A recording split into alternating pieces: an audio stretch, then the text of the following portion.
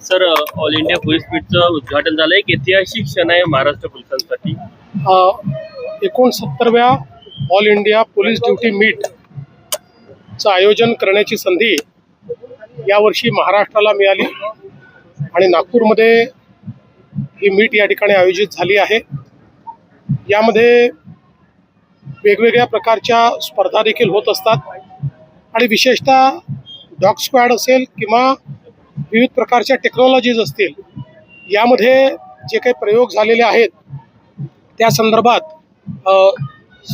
या ठिकाणी स्पर्धा होतात.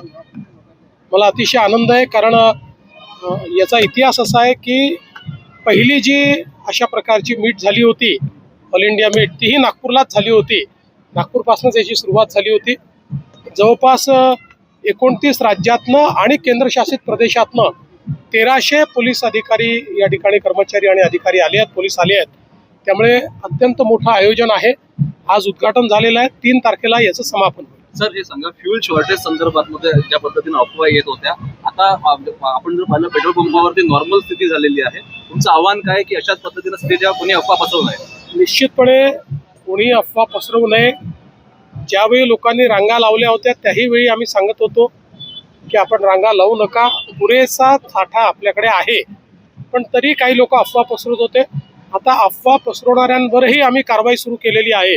त्यामुळे मला असं वाटतं की आता या रांगा लागणार नाही. राष्ट्रवादी काँग्रेसच्या आमदारांकडून अशी मागणी होती की दोन्ही राष्ट्रवादींनी एकत्र यावं, वेळ गेलेली नाही. मित्र पक्ष म्हणून तुम्ही कशा प्रकारे बघताय? मला असं वाटतं की आता ही कुठली ती स्टेजच नाही की मी कमेंट करावं.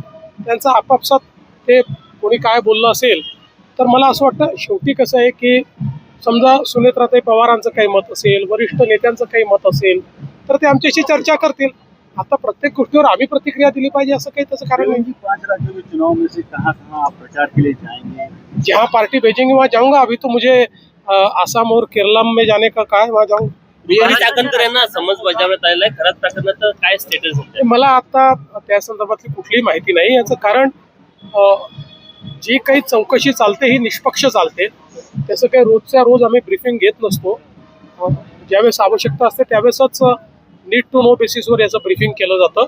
त्यामुळे आता जी काही चौकशी चाललेली आहे योग्य वेळी त्या संदर्भातलं ब्रीफिंग आपल्यासमोर केलं जातं. थँक्यू.